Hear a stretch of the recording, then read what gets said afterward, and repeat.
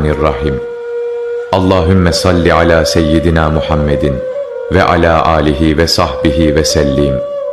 Sonsuz rahmet ve merhametiyle bizleri saran Er-Rahman ve Er-Rahim olan Allah'ım, gönüllerimizi sevgi ve huzurla doldur. Her türlü günahı bağışlayan El-Gaffar ve affetmeyi seven El-Afüv olan Rabbim, bizi affına mazhar eyle. Rızkımızı genişleten Er-Rezzak olan Allah'ım, Bismillah.